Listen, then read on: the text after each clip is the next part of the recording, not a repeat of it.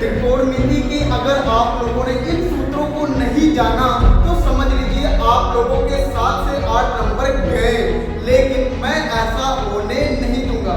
हाय मेरे प्यारे दोस्तों, मैं आप सभी का विजय, आप सभी का स्वागत करता है आपके अपने पसंदीदा मेरा बोर्ड पर। तो चलिए बिना देरी किए हुए हम लोग उन सूत्रों को जानते हैं जिनके बिना हमारे 7 से 8 नंबर जाने वाले हैं। भाई ऐसे यूं ही नहीं जाने दिया जाएगा।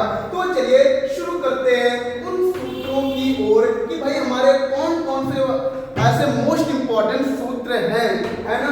तो सबसे पहले आपका जो आता है वो पाइथागोरस प्रमेय, ठीक है। आपका पाइथागोरस प्रमेय ये आपको अच्छे से याद होना चाहिए, ठीक है ना। पाइथागोरस प्रमेय क्या होता है भाई? कर्ण का स्क्वायर बराबर लंब का स्क्वायर प्लस का आधार का स्क्वायर। ये आपको फार्मूला अच्छे से याद होना ही होना चाहिए। याद होने के साथ साथ ये भी आपको अच्छे से पता होना चाहिए कि किस सूत्र को कहां पर लगाना चाहिए, ठीक है ना। देखो भाई, जैसे आप अच्छी तरीके से जानते हो कि ये फार्मूला हमारे समकोण त्रिभुज में ही केवल लगता है। ये आपका एक समकोण त्रिभुज है ABC, है ना, ठीक है। आप अच्छी तरीके से जानते हो कि ये आपका समकोण है और समकोण के ठीक सामने वाली जो भुजा होती है वह क्या होता है? कर्ण होता है ना। अच्छा जी, अगर ये समकोण है तो ये A और C क्या है? तो A और C जो हमारे हैं ये हमारे न्यून कोण है। क्या भाई? न्यून कोण है। ये भी एकदम अच्छे से आपको पता होना चाहिए, न्यून कोण, है ना। अच्छा, अब ये कौन सी भुजा है और ये कौन सी भुजा है, ठीक है ना। तो ये लंब भी है और आधार भी है। क्या बात है भाई? ये लंब भी है आधार भी है। अच्छा, लंब कब होगा और आधार कब होगा? अगर आप लोग जान रहे हैं तो अच्छी बात है, नहीं जानना है तो मैं आप सभी को बताऊंगा, है ना। अब ये इसे भी आप लंब या आधार कह सकते हैं, ठीक है ना। अच्छा जी, ये डिपेंड करता है कि ये लंब है या आधार, किस पर डिपेंड करता है? हमारे न्यून कोणों पे डिपेंड करता है, ठीक है ना। अच्छा, ये आ गया है तो मैं इसको पहले समझा देता हूँ, फिर आपको इस पर मैं पाइथागोरस क्या है, ये सूत्र कब लगता है, कब लगाना चाहिए, ये मैं आपको बता दूंगा, है ना। ध्यान से सुनना बाबू। अगर मान लो कि यहाँ कोण में A आ गया, ठीक है ना। तो A के सामने जो भुजा होती है वो आपका क्या होगा? लंब होगा, ठीक है ना। अगर मान लेते हैं जैसे आ गया फॉर एग्जांपल sin A आ गया, तो यहाँ पर जो A दिखा रहा है वो किस न्यून कोण को? तो इस न्यून कोण को। तो न्यून कोण के ठीक सामने वाली जो भुजा होती है वो आपका लंब होता है, ठीक है ना। और जो बाकी बच गया वो आपका क्या हो जाएगा? आधार। जैसे मान लो इस कोण के ठीक सामने भुजा क्या होगी? ये लंब है, यानी BC क्या हो गया? अब लंब हो गया तो आधार कौन होगा? AB हो गया। लेकिन कर्ण हमेशा फिक्स रहता है, ये नहीं बदलता है। समझ में आया?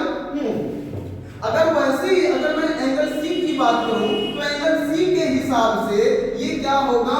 लंब होगा। क्या होगा? लंब होगा। तब ये क्या हो जाएगा? आधार हो जाएगा, ठीक है ना।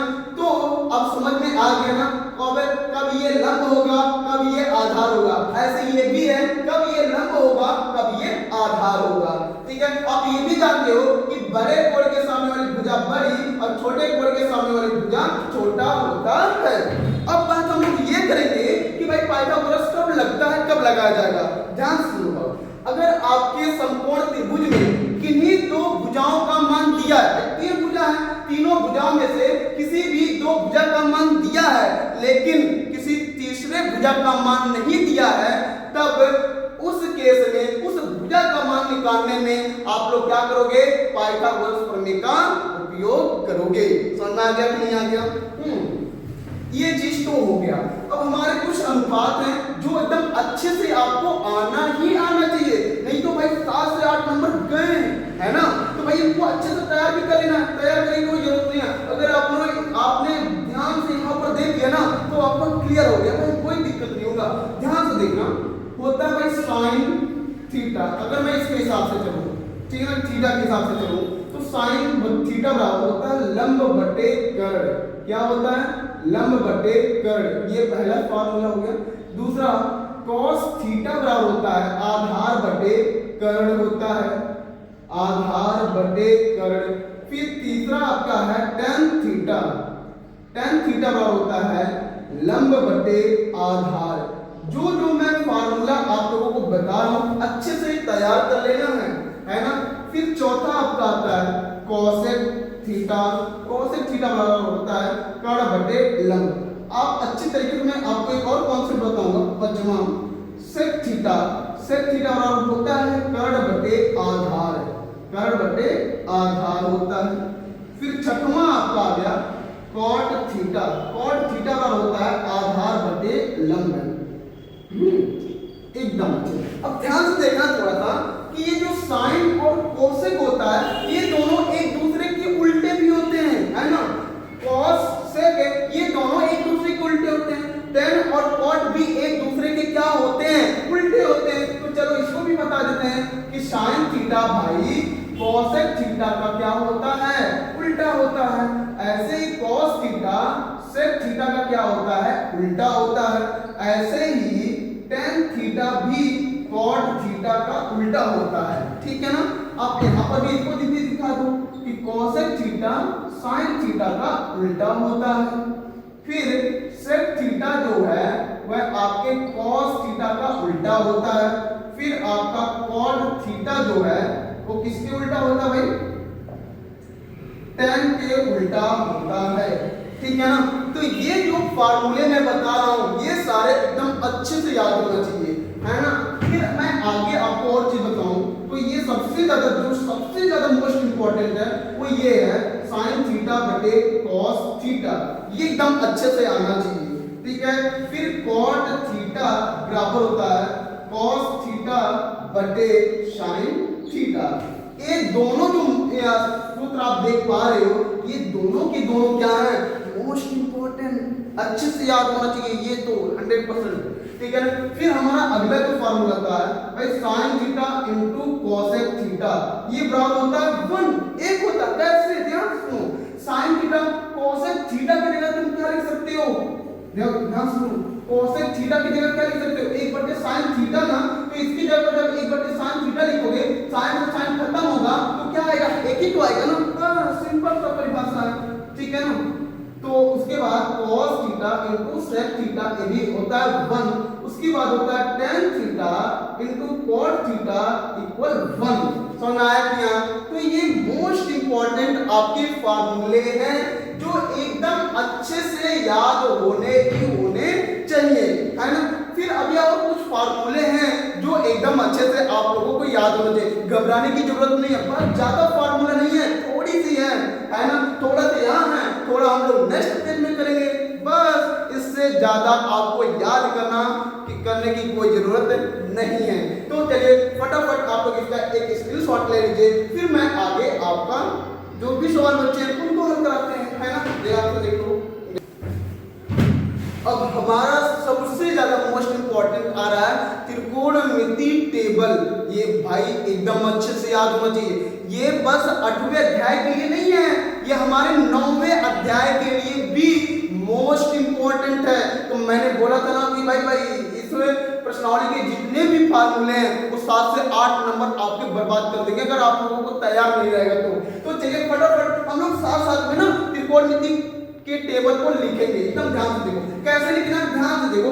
ऐसे लिखना थीटा, फिर लिखना 0 डिग्री, फिर लिखना 30 डिग्री, फिर लिखना 45 डिग्री, फिर लिखना 60 डिग्री, फिर लिखना 90 डिग्री। बस ऐसे ही लिखना, ज्यादा कुछ कठिनाई नहीं है भाई, बस ऐसे देखो। ठीक है ना। ठीक है। देखो इसको लिखने का एक छोटा सा शॉर्ट ट्रिक भी आता है। अगर आप वीडियो में कमेंट करोगे ना तो मैं उस शॉर्ट ट्रिक पर भी वीडियो बना दूंगा एकदम अच्छे से। आपको इतना ज्यादा काम धाम करने की जरूरत नहीं। ठीक है ना। बस आप लोग बता दीजिएगा भाई, अगर आपको चाहिए शॉर्ट ट्रिक तो मैं बिल्कुल बता दूंगा आप लोगों को अच्छे से। चलो भाई आगे चलते हैं, है ना। तो यहाँ लिखेंगे sin थीटा, फिर लिखेंगे cos थीटा, फिर लिखेंगे tan थीटा, फिर लिखेंगे भाई cot थीटा, फिर लिखेंगे cosec थीटा, फिर लिखेंगे sec थीटा। बस हो गया। चलिए लिखते हैं फटाफट।